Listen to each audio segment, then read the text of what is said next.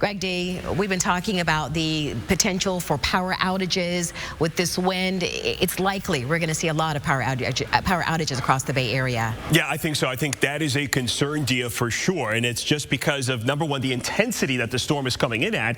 Number two, it's just a duration of the wind gusts. And then when you add the heavy rainfall saturating the ground, it's going to be easier for trees to topple. So that's a whole nother layer that we're adding to this as this is slowing down. So it's kind of a give and take. You're not really winning with this storm in any way. Yes, the best track scenario would be for the track to continue to shift east for a farther south landfall. I know that would bring a bigger surge to places like Sarasota and Manatee County, but these places would handle it better than the Bay. But then what would happen with that is that you would put the heaviest rainfall, which is going to happen along and north of the center, into some of our biggest population centers, including Pinellas, Hillsborough, and Pasco counties, and then flooding would be a concern. Serious freshwater flooding just from the heavy rainfall. I want to show you the model runs overnight. Notice they're not really changing. The Hurricane Center has nudged east, but maybe that's going to stop. Maybe they'll nudge it back west. There's still quite a few models that go Tampa Bay west. One model kind of cuts across the state. The Hurricane Center has definitely still stuck with the middle of the pack, which is usually the safest way to go. I've said this many times. The storm is not going to track exactly like any one of the models predicted. It's also not going to track exactly how the Hurricane Center predicted. It'll be pretty close.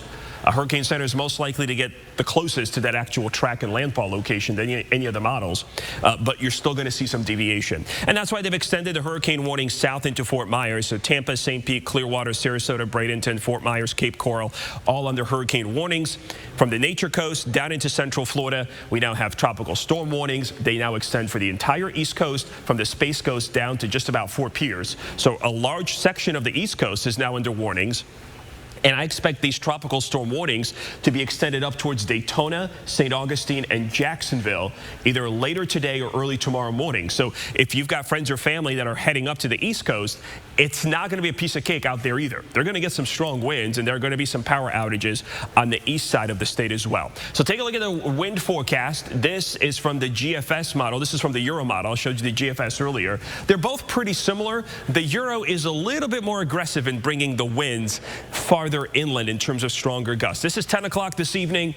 Maybe starting to see a couple of stronger gusts near the coast, but we're still okay through today. Through sunset, today is not a wind concern day. There'll be some rain out there, but the wind will not be a concern. Overnight, things change in a big way.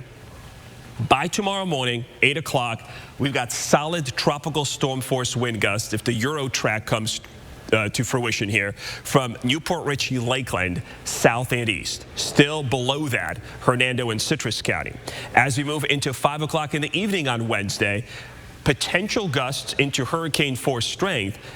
The Euro has that right into Tampa. So, 75-mile-an-hour wind gusts, you're starting to get widespread power outages. So if you were to ask me when is it most likely, and I've gotten this question, that I will lose power, I would say that if this is the forecast that comes true, then we're going to start seeing widespread power outages midday Wednesday and then right into Wednesday evening, spreading east through Hillsborough, Manatee over into western Polk County, southern Pasco County as well. So then for the rest of the storm, Wednesday afternoon or evening, you would be without power through Friday morning, Friday afternoon. Crews are not going to be able to get out there and do any kind of repairing until the wind subsides. So here's the problem. The winds are going to be up, gusting 60, 70 miles an hour in some areas. This is Thursday afternoon, Thursday evening.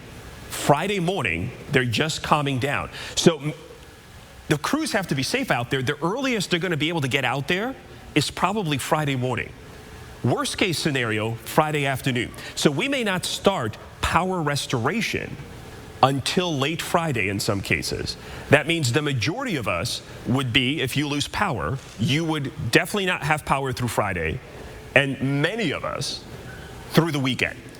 That seems to be the minimum if you do get widespread power outages, and the storm lasts as long as it's forecast to last. The crews just cannot get out there and safely start putting up power lines in the wind. And if you have power lines in the ground, if you've got heavy rainfall, there's flooding, they're not going to be able to reach those power lines either. So that's a whole other story that the in-ground power lines will have. Winds in Lakeland, when do they start? When are you most likely to see tropical storm force winds in Lakeland? I think that's going to be late Wednesday evening. So 5 to 8 p.m., the chances for tropical storm force winds increase. They stay high through Thursday evening, and then improving conditions Thursday night into Friday morning. Lakeland does not have a high chance of reaching sustained hurricane force winds, though you could get close to hurricane force wind gusts. Best opportunity for that, where this red line is the highest, Thursday morning into the first half of Thursday. So what about the rainfall? Everyone's under a flood watch with good reason. We have the potential for just some incredible rainfalls. The average yearly rainfall in Tampa is 49 inches. We're looking at 15 to 20, so almost half of that in about 2 to 3 days. And this just goes through 7 o'clock on Thursday.